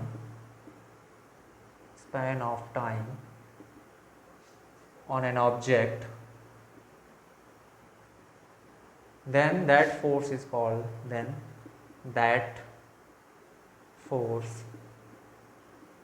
called impulse। impulse है ना, इम्पल्स। जैसे मान लो हमने एक बॉल लिया, तेजी से दीवार पे मारा, तो क्या होता है, दीवार से टकराने के बाद तुरंत वो अपना डायरेक्शन चेंज कर लेती है। तो बॉल उस इंस्टेंट पे वॉल पे एक फोर्स लगाते हैं, उस फोर्स को हम लोग क्या कहते हैं, इम्पल्सिव फोर्स। इम्पल्स मतलब जितना शॉर्ट ड्यूरेशन ऑफ टाइम के लिए फोर्स लगेगा, very short span of time में ज़्यादा फोर्स लगे किसी ऑब्जेक्ट पे तो उसको हम लोग क्या कहते हैं, वहाँ पे इम्पल्स कहते हैं। ओके, उसको इम्पल्स से डिफाइन करते हैं। तो इम्पल्स को हम लोग कैसे डिफाइन करते हैं, impulse is equal to integral F dot D. Okay, F dot D. अगर हम लोग यूनिट की बात करें इम्पल्स के तो यूनिट क्या आ जाएगा, ध्यान से, एफ डॉट डी। एफ क्या है, न्यूटन, टी डी टी, ये डी टी क्या टाइम, तो क्या यूनिट क्या आ जाएगा, Newton second. SI unit Newton second. Impulse का एसआई यूनिट क्या है, न्यूटन सेकेंड। अगर हम लोग डायमेंशन की बात करें यहाँ पे, डायमेंशन, ओके, तो डायमेंशन एफ क्या है, फोर्स। फोर्स का डायमेंशन क्या होता है, M L T minus two. D T क्या है, टाइम। टाइम का डायमेंशन क्या होता है, टी। तो इम्पल्स का डायमेंशन क्या आ जाएगा, M L T minus one. Okay, M L T minus one. Okay, ये छोटी छोटी चीजें। तो अभी हम लोग फर्स्ट इक्वेशन यहाँ से देखें, न्यूटन सेकेंड लॉ से F is equal to D P by D T है, तो एफ डॉट डी टी क्या आ जाएगा, डी पी, है ना, दोनों साइड इंटीग्रेट कर दो, तो F dot D T is equal to क्या आ जाएगा, integral D P. Integral D P मतलब क्या आ जाएगा, final momentum minus initial momentum. तो F D T is equal to, हम लोग क्या लिख देता हूँ मैं इसको, डेल्टा पी। डेल्टा पी का मतलब final momentum minus initial momentum, यानी कि चेंज इन मोमेंटम। ये चीज क्या है, इम्पल्स, दिस इज इम्पल्स। और ये चीज क्या है, change in momentum, change in momentum. तो mathematically impulse is equal to change in momentum. Mathematically अगर हम लोग डिफाइन करें इम्पल्स को, तो mathematically impulse is equal to change in momentum, change in momentum. तो जब भी कभी भी आपसे इम्पल्स निकालने के लिए बोला जाएगा तो वहां पे आप लोगों को क्या निकालना है, चेंज इन मोमेंटम। ओके, अभी ध्यान से देखिए, हम लोग अगर एफ डी टी क्या है, इंटीग्रल एफ डी टी क्या शो करे, area under force and time graph. F D T क्या शो कर रहा है, area under force and time graph. और डेल्टा पी क्या, change in momentum. That means change in momentum को हम लोग कैसे रिवर्स में बोल सकते हैं, area under force versus time graph. Okay, note कर लें इस पॉइंट को, फिर हम लोग आगे बढ़ते हैं, क्वेश्चंस के थ्रू समझते हैं चीज़ों को। इम्पल्स एक छोटा सा टॉपिक है ना। आज इस चैप्टर को ख़त्म करना है, न्यूटन्स लॉज ऑफ मोशन को। नोट करें, ओके। सो एक दो क्वेश्चन सॉल्व करते हैं इम्पल्स पे, फिर और आइडिया अच्छे से क्लियर होगा। ओके, सो ये देखते हैं एक सिंपल सा क्वेश्चन। ये कोई वॉल है, दिस इज वॉल, ओके। एक बॉल जिसका मास है m, यू स्पीड से मूव कर रही थी इधर की तरफ, वॉल से टकराने के बाद रिवर्स मूव करती है। ओके, सो क्वेश्चन है, लिखें, after striking the wall, question note करें सभी लोग, after striking the wall, ball starts moving in opposite direction with same speed. After striking the wall, ball starts moving in opposite direction with same speed. Calculate impulse acting on the ball. Impulse, तो ध्यान से देखें, हो क्या रहा है, यहाँ पे टकराने के बाद बॉल ऐसे आती है, उसके बाद यहाँ पे हिट करने के बाद इधर की तरफ मूव कर लगती है विथ सेम स्पीड u, मास तो m ही रहेगा। तो हम लोगों को क्या निकालना है, इम्पल्स। तो हमने क्या बताया था, impulse f dot D T is equal to change in momentum, vector form में लिखते हैं, है ना, change in momentum. Change in momentum का मतलब final momentum minus initial momentum. तो इनिशियल मोमेंटम कितना आ जाएगा बॉल का, बोलो, मास इनटू स्पीड, डायरेक्शन क्या है इधर की तरफ, तो आई कैप। फाइनल मोमेंटम कितना आ जाएगा, मास इनटू स्पीड इधर की तरफ है, तो u माइनस आई कैप या minus M U I cap. काफ़ी सिंपल। तो इम्पल्स कितना आ जाएगा, change in momentum, final momentum minus initial momentum. तो impulse f dot D T will be equal to कितना आ जाएगा, यहाँ से फाइनल मोमेंटम कितना है, minus M U I cap, initial momentum कितना है, एम यू आई कैप, से कितना आ जाएगा यहाँ से, minus two M U I cap, minus two M U I cap. Okay, this is the impulse acting on the ball. अब impulse निकल गया, हमें मैग्नीट्यूड ऑफ इम्पल्स चाहिए, तो सिंपल कितना आ जाएगा, मैग्नीट्यूड ऑफ इम्पल्स कितना आ जाएगा इसका, magnitude 2 mu। This is the impulse acting on the ball. इतना इम्पल्स बॉल पे लग रहा है एंड सेम मैग्नीट्यूड का इम्पल्स वॉल पे भी लग रहा है, इधर की तरफ, बॉल पे इम्पल्स उधर की तरफ, वॉल पे इम्पल्स इधर की तरफ, okay, according to Newton's third law, okay. काफी सिंपल सा क्वेश्चन है। नेक्स्ट क्वेश्चन तुम लोग सॉल्व करोगे, मैं दे रहा हूं, ओके। चलो आओ देखते हैं, तुम लोगों को सॉल्व करना है next question. So this one is very easy.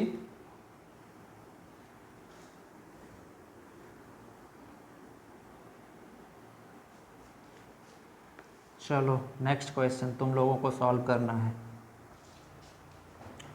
ये ग्राउंड है, this is ground, okay.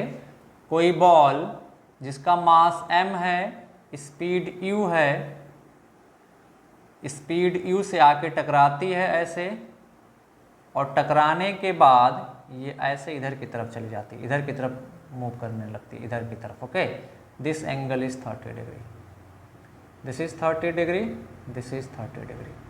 Calculate impulse acting on the ball, calculate impulse acting on the ball. Question को एक बार फिर से समझे। कोई बॉल ऐसे आती है, ग्राउंड को हिट करती है, फिर ऐसे मूव करके, ऐसे इस लाइन के अकॉर्डिंग मूव करते हुए चली जाती है, ओके। हम लोगों को क्या कैलकुलेट करना है, impulse acting on the ball. तो चलें जल्दी से कैलकुलेट करें इम्पल्स, फिर हम लोग आगे बढ़ते हैं। चलो आओ देखते हैं।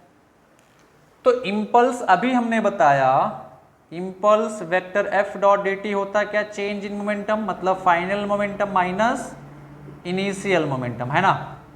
इम्पल्स होता क्या है, change in momentum, final momentum minus initial momentum, है ना। तो हम लोगों को क्या करना, फाइनल मोमेंटम निकालना, इनिशियल मोमेंटम निकालना, सब्ट्रैक्ट कर देना। तो इनिशियल मोमेंटम कैसे निकालेंगे, वेक्टर फॉर्म में लेके चलते, इधर की तरफ डायरेक्शन है तो इसके हम लोग दो कंपोनेंट कर सकते हैं, एक एक्स एक्सिस के लॉन्ग, दूसरा वाई एक्सिस के लॉन्ग। अगर ये 30 डिग्री है तो ये भी 30 डिग्री होगा, तो ये कितना आ जाएगा बोलो, मोमेंटम कितना है, एम यू ना, मोमेंटम क्या होता है एम यू, तो इधर की तरफ क्या जाएगा, इधर की तरफ momentum M into U, mass into speed होता है, इधर की तरफ कितना आ जाएगा एम यू कॉस 30, और ये कंपोनेंट कितना आ जाएगा एम यू साइन 30। तो इनिशियल मोमेंटम वेक्टर फॉर्म में कितना आ जाएगा बोलो, M U sine 30 I cap, M U sine 30 I cap, और यहाँ पे निगेटिव एक्सिस वाई एक्सिस की तरफ तो माइनस जे कैप आएगा, तो हम लोग क्या लिखेंगे M U cos 30 J cap, okay. अब फाइनल मोमेंटम निकालते हैं, फाइनल मोमेंटम कितना आ जाएगा, ध्यान से देखें, बॉल इधर की तरफ जा रही है ना u स्पीड से, तो इधर की तरफ मोमेंटम कितना आ जाएगा m इंटू यू, इस डायरेक्शन में। अब इसके दो कंपोनेंट हम लोग कर सकते हैं, एक x के लॉन्ग, दूसरा y के लॉन्ग। ध्यान से देखें, ये 30 है तो ये 30 है, तो ये एंगल भी कितना आ जाएगा 30, तो ये कंपोनेंट कितना आ जाएगा एम यू साइन 30, और ये कितना आ जाएगा एम यू कॉस 30, ओके। तो फाइनल मोमेंटम कितना आ जाएगा, वेक्टर फॉर्म में आप लिख लें M U sine 30 I cap और plus M U cos 30 J cap. Simple vector component आप लोगों ने पढ़ा होगा, है ना, सिंपल वेक्टर फॉर्म है। तो अब ध्यान से देखें, impulse F dot D T क्या था हमारा, change in momentum, final minus initial. Final कितना है बोलो, M U sine 30 I cap plus M U cos 30 J cap. Initial कितना है, minus M U sine 30 I cap minus M U cos 30 J cap. तो ध्यान देके इसको अंदर भेजेंगे तो ये क्या बन जाएगा, माइनस ये क्या बन जाएगा प्लस, ये इससे खत्म हो जाएगा, कैंसिल आउट हो जाएगा। सो impulse F dot D T कितना आ जाएगा यहाँ से 2mu cos 30 j cap। This is the answer. Impulse acting on the ball, that means impulse ball पे लगा ऊपर की तरफ, तो वॉल पे किधर लगेगा, नीचे की तरफ, according to Newton's third law, okay. So ये बहुत इजी था, सिंपल सा क्वेश्चन। आओ आगे बढ़ते हैं।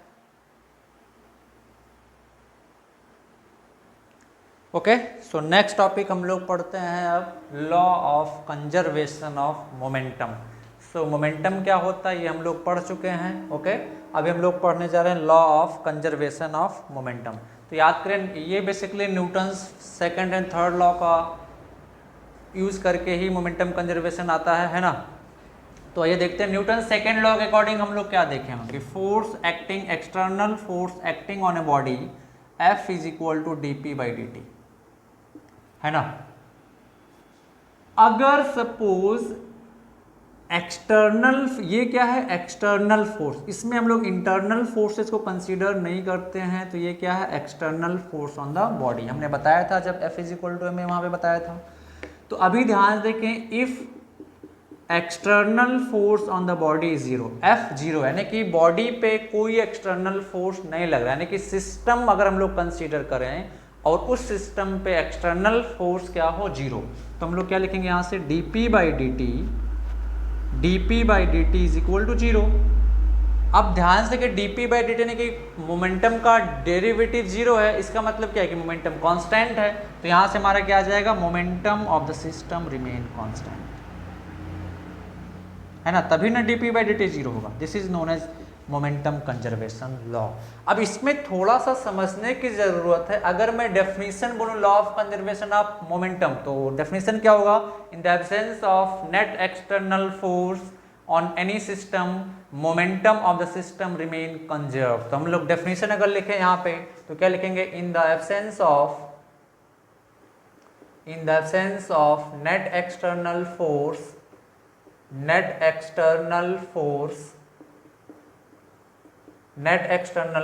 on any system, momentum of the system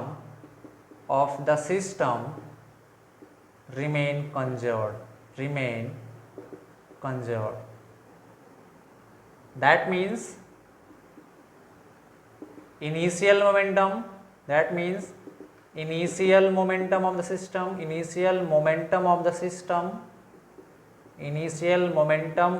the system will be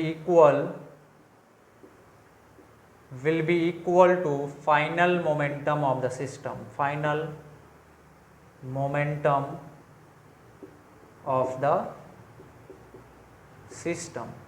okay ये स्टेटमेंट है law of conservation of momentum का। In the absence of net external force on any system momentum of the system remain conserved, okay.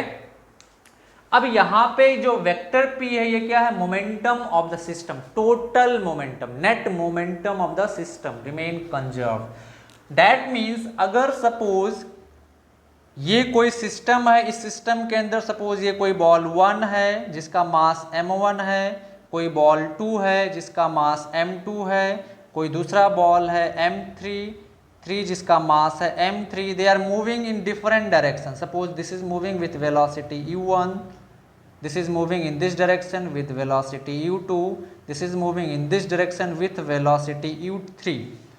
तो momentum conserve का मतलब sum of momentum of particle 1, 2 and 3 will remain conserve. That means यहां से हम लोग क्या लिखेंगे, momentum of particle 1 plus momentum of particle 2 plus momentum of particle 3 plus and so on, जितने particle remain conserve is equal to constant. That means individually change हो सकता है, momentum of particle P1 change हो सकता है, momentum of particle 2 change हो सकता है, मोमेंटम ऑफ पार्टिकल 3 चेंज हो सकता है, बट जब तीनों का समेशन करेंगे तो वो क्या रहेगा, कांस्टेंट, ओके। मतलब summation of momentum of P1, P2, P3, जब तीनों को, सभी के मोमेंटम को ऐड करेंगे, सिस्टम में जितने भी पार्टिकल हैं सभी के मोमेंटम को जब ऐड करेंगे तो सभी का मोमेंटम क्या रहेगा, कांस्टेंट रहेगा। इंडिविजुअली चेंज हो सकता है, पार्टिकल 1 का मोमेंटम चेंज हो सकता है, पार्टिकल 2 का मोमेंटम चेंज हो सकता है, पार्टिकल 3 का मोमेंटम चेंज हो सकता है, बट तीनों का समेशन जो होगा मोमेंटम का, वेक्टर एडिशन, वो हमेशा क्या रहेगा, सेम रहेगा, ओके। तो इस चीज को नोट करें कि individually momentum of particle 1, 2 and 3 में change, but vector sum of momentum of particle 1, 2 and 3 will be remain constant, okay. वो टाइम के साथ चेंज नहीं करेगा। कब, अगर इस सिस्टम पे, ये जो हमने सिस्टम कंसीडर किया है, इस सिस्टम पे नेट एक्सटर्नल फोर्स अगर क्या रहेगा, जीरो, ओके। तो मोमेंटम ऑफ द सिस्टम क्या रहेगा, कांस्टेंट रहेगा, ओके। तो चलें जल्दी से नोट करें, फिर हम लोग आगे बढ़ते हैं, सब में डिटेल में पढ़ेंगे आप जेई क्लास में, ओके। आई होप नोट कर लिया होगा। अब आओ एक छोटा सा एग्जाम्पल करते हैं, बहुत छोटा सा एग्जाम्पल।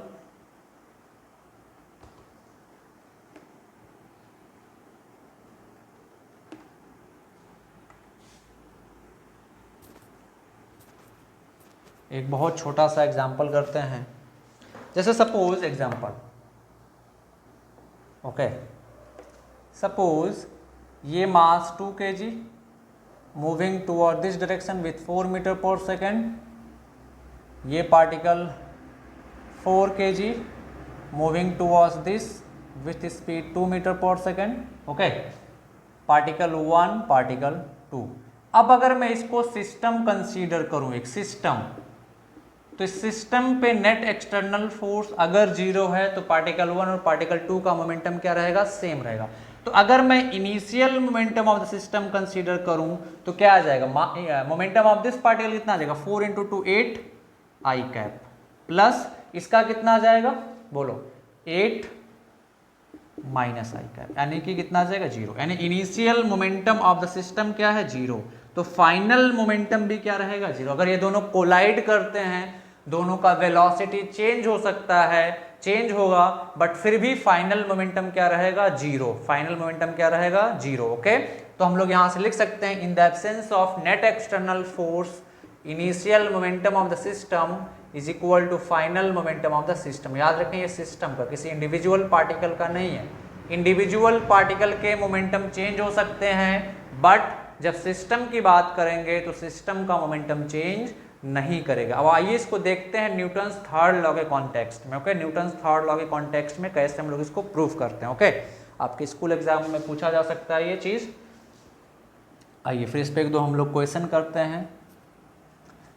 बाकी आप लोगों को करना क्या है, एनसीईआरटी जो है उसका जो थ्योरी पोर्शन है, बहुत बड़ी बड़ी थ्योरी दी हुई है ना, उसको एक नॉवेल की तरह पढ़ लेना, ओके, पढ़ लेना है, रीड करना, ओके, नॉवेल की तरह, ओके। कॉन्सेप्ट्स मैंने सारे एक्सप्लेन कर दिए हैं। तो आइए देखते हैं, मान लेते हैं ये कोई बॉल है ए, ये कोई बॉल है बी, ओके। बॉल ए का मोमेंटम क्या है, ए, और बॉल बी का मोमेंटम क्या है, बी। ये हमने सिस्टम कंसीडर कर ली। ये किधर भी तरफ मूव कर रहे थे, दोनों कोलाइड करते हैं आपस में। कोलाइड होने के बाद दोनों एक दूसरे पे फोर्स लगाएंगे। जब दोनों कोलाइड करेंगे तो दोनों एक दूसरे पे क्या लगाएंगे, फोर्स, ओके। तो मान लेते हैं इसका मोमेंटम क्या था, P A, momentum of initial momentum of ball A, initial momentum of ball A, हमने मान लिया P A, okay. And initial momentum of ball B हमने क्या मान लिया, पी बी, ओके। दोनों आके कोलाइड करते हैं ऐसे, ए बी कोलाइड करते हैं। तो कोलाइड करेंगे तो क्या होगा, जब दोनों आके इसे टकराएंगे एक दूसरे से, तो ए जो है बी पे फोर्स लगाएगा और बी ए पे फोर्स लगाएगा, तो दोनों के मोमेंटम क्या हो जाएंगे, चेंज हो जाएंगे, वेलोसिटी चेंज हो जाएगी, तो दोनों का मोमेंटम क्या हो जाएगा, चेंज हो जाएगा। तो मान लेते हैं आफ्टर कोलिजन ये अलग अलग हो गए, A B. After collision ball A का momentum P dash A, ball B का momentum P dash B, okay. So after collision momentum of ball A कितना आ जाएगा, मान लेते हैं P dash A, and momentum of ball B कितना आ गया, हमने मान लिया P dash B. Momentum change हो गया है ना। अभी ध्यान से देखें, तो अगर बॉल ए का मोमेंटम चेंज हुआ है तो उस पर फोर्स लगा, सीधी सी बात है, इंपल्सिव फोर्स। अब इंपल्सिव फोर्स, इंपल्स का मतलब क्या होता है, फोर्स का मतलब क्या होता है, इंपल्सिव फोर्स मतलब चेंज इन मोमेंटम। तो अगर हम लोग बात करें impulse on ball A dot D T, क्या आ जाएगा, change in momentum of ball A, final momentum minus initial momentum, that means P dash A minus P A. Same तरीके से impulsive force acting on B कितना आ जाएगा, change in momentum of ball B, final momentum minus initial momentum. अब आप P B, अब आप Newton's third law के अप्लाई करें। बॉल बी पे फोर्स लगा रही है कितना, एफ बी, बॉल ए पे फोर्स लगा रही है कितना, एफ ए, ओके है ना। यानी कि ये एफ ए फोर्स लग रहा है बॉल ए पे, कौन अप्लाई कर रहा है, बी। एफ बी फोर्स किस पे लग रहा है, बॉल बी पे, वो कौन अप्लाई कर रहा है, ball A, same time interval में।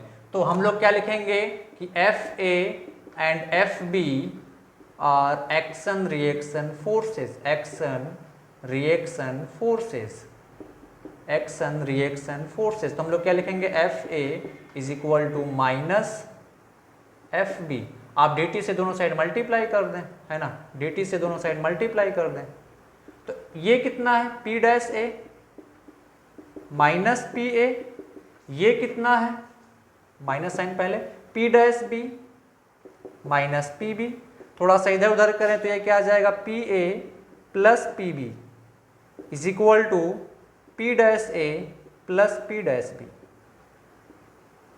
ये चीज क्या है, initial momentum of the system. System में कौन कौन से पार्टिकल हैं, पार्टिकल ए और पार्टिकल बी, पार्टिकल ए का मोमेंटम प्लस पार्टिकल बी का मोमेंटम। तो ये चीज क्या आ जाएगा, initial momentum of system.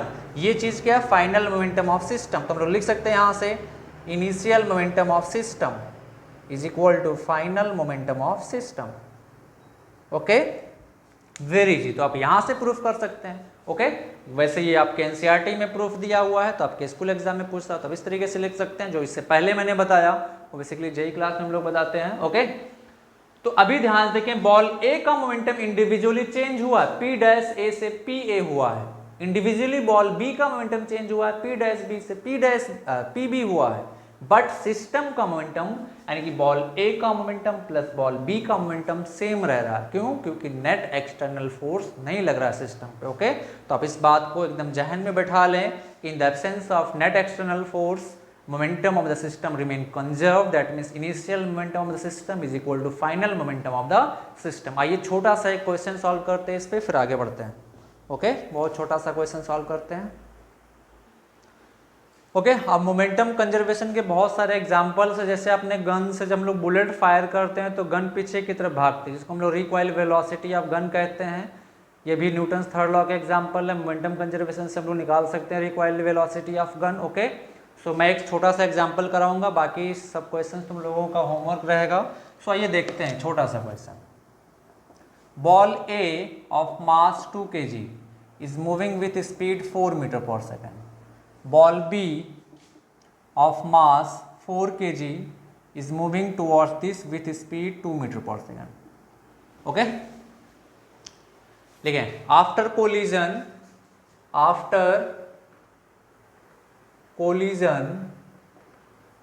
ball A starts moving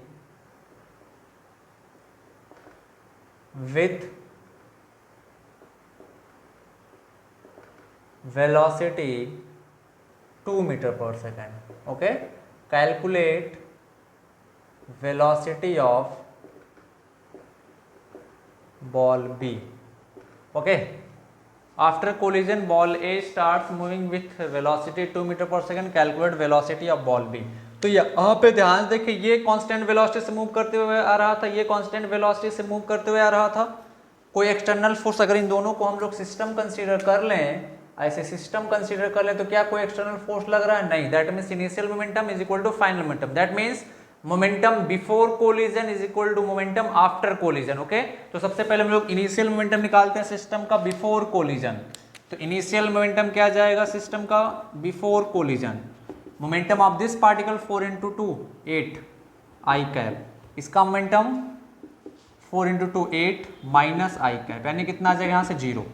अब कोलिजन के बाद क्या हो रहा है, बॉल ए starts moving 2 metre per second, मास 2 kg। तो बॉल बी क्या मूव करेगा, किधर की तरफ मूव करेगा, ये हम लोगों को निकालना है। ओके, तो फाइनल मोमेंटम क्या आ जाएगा सिस्टम का, इसका मोमेंटम 2 × 2 4 आई कैप प्लस इसका मोमेंटम मान लेते हैं, इसका वेलोसिटी कितना हो जाता है v। ओके, तो कितना आ जाएगा 4v। ओके, कितना 4v वेक्टर v। डायरेक्शन नहीं पता है कि ये किधर की तरफ अभी मूव कर रही है वाला। ओके, तो मैं वेक्टर भी मान लिया। अब मोमेंटम कंजर्वेशन के according initial momentum of the system is equal to final momentum of the system. ये सिस्टम का मोमेंटम है। ओके, तो initial momentum of the system कितना 0। Initial momentum of the system is equal to final momentum of the system. Initial momentum of the system कितना बोलो 0, final momentum कितना है 4i cap plus 4v cap, है ना। तो यहाँ से कितना आ जाएगा, -4i cap plus is equal to 4 vector v। तो वेक्टर v कितना आ जाएगा, -1i कैप। मतलब वेलोसिटी ऑफ बॉल भी -1i कैप, -1i का मतलब ये इधर मूव करेगा कितने से, 1 मीटर पर सेकंड के स्पीड से। कितने स्पीड से, 1 मीटर पर सेकंड के स्पीड से। अभी ध्यान से देखें, इनिशियल मोमेंटम मतलब इसका मोमेंटम प्लस इसका मोमेंटम कितना था, 0। अभी फाइनली देखें तो इसका मोमेंटम कितना आएगा, 2 × 2 4, इसका मोमेंटम इधर की तरफ 4 × 1 -4, तो 4 - 4 क्या जाएगा, 0। दैट मीन्स इनिशियल मोमेंटम भी 0 था सिस्टम का, फाइनल मोमेंटम भी क्या सिस्टम का, 0। बट ए का मोमेंटम, इसका मोमेंटम चेंज हुआ है, पहले 8 था बाद में 4 हुआ है। इसका मोमेंटम पहले -8 था बाद में कितना हुआ, -4। तो इंडिविजुअल पार्टिकल के मोमेंटम चेंज हो रहे हैं, बट सिस्टम का मोमेंटम चेंज नहीं हो रहा है। पहले भी 0 था, बाद में भी कोलिजन के बाद भी 0 है। तो यानी कि सिस्टम का मोमेंटम क्या है, कंजर्व है। क्यों, क्योंकि सिस्टम पे कोई एक्सटर्नल फोर्स नहीं लग रहा है। तो आप एक चीज़ हमेशा याद रखें, जब कभी भी सिस्टम पे नेट एक्सटर्नल फोर्स 0 होगा तो सिस्टम का मोमेंटम क्या रहेगा, कंजर्व रहेगा। अब आइए देखते हैं नेक्स्ट क्वेश्चन, गन वाला केस, है ना। गन वाला केस डिस्कस करते हैं। ये सब 9th में पढ़ा होगा आपने, है ना।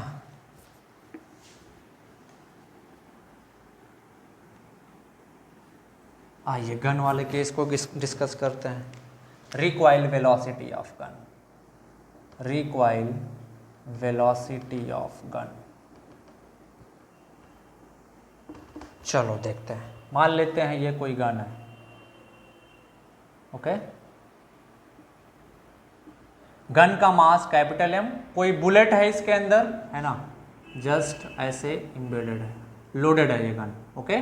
बुलेट का मास स्मॉल है, नोट कर लेंगे capital M mass of gun, mass of gun, small m mass of bullet, okay. Initial momentum क्या है, 0। इनिशियली क्या है, बुलेट को फायर नहीं किया गया, बुलेट भी रेस्ट पे, गन भी रेस्ट पे, तो इनिशियल मोमेंटम क्या आ जाएगा, 0, ओके। तो इनिशियल मोमेंटम हम लोग यहाँ पे बुलेट और गन को सिस्टम कंसीडर कर रहे हैं, ओके। बुलेट और गन को क्या कंसीडर कर रहे हैं, bullet and gun is a system. तो बुलेट और गन को हम लोग क्या कंसीडर कर रहे हैं, सिस्टम। तो इनिशियल मोमेंटम क्या आ जाएगा सिस्टम का, बोलो, mass into 0 plus mass of bullet into 0। दोनों रेस्ट पे थे तो इनिशियल मोमेंटम क्या आ गया, 0, है ना। बुलेट भी रेस्ट पे था और गन भी रेस्ट पे था। अभी ट्रिगर दबा दिया गया, ट्रिगर दबाने के बाद ये जो बुलेट है ये सपोज u स्पीड से बाहर आती है, तो हमको क्या बताना, रिकॉइल वेलोसिटी ऑफ गन। तो जब u स्पीड से बाहर आती है तो फाइनल मोमेंटम क्या आ जाएगा, मान लेते हैं रिकॉइल वेलोसिटी क्या है, गन का वेक्टर v, ये वेक्टर u से बाहर आती है, ओके। तो फाइनल मोमेंटम क्या आ जाएगा, मोमेंटम सिस्टम का, momentum of gun mass sorry into velocity of gun plus momentum of bullet small m into vector u, है ना। अब मोमेंटम कंजर्व है तो initial is equal to final, initial 0 है तो फाइनल भी 0 होगा, यानी कि initial is equal to final momentum of the system. तो इनिशियल कितना, 0 is equal to mass into vector v plus small m into vector u। तो हम लोग को क्या निकालना है, वेक्टर v। तो vector v is equal to क्या आ जाएगा, minus small m by capital M vector u। यहाँ पे नोट करें v and u are velocity from ground frame, v and u are velocity from ground frame, okay. अगर ground frame से velocity नहीं दिया हुआ, रिलेटिव में दिया हुआ है तो आपको ग्राउंड फ्रेम से निकालना पड़ेगा। ऐसे भी बोला जा सकता है कि recoil velocity of gun is 2 metre per second with respect to bullet, है ना, इसके रेस्पेक्ट तो आप निकाल सकते हैं, रिलेटिव वेलोसिटी हम लोग पढ़ ही चुके हैं, है ना।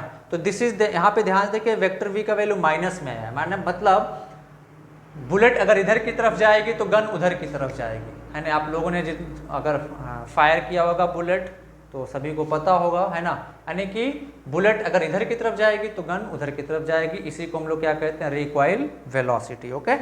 सो ये हम लोगों का न्यूटन्स लॉज ऑफ मोशन था। नेक्स्ट चैप्टर में हम लोग क्या स्टार्ट करेंगे, फ्रिक्शन, ओके। सो इसको ध्यान से रिवाइज करेंगे, बाकी हम लोग मिलते हैं नेक्स्ट क्लास में। तब तक के लिए जय हिंद।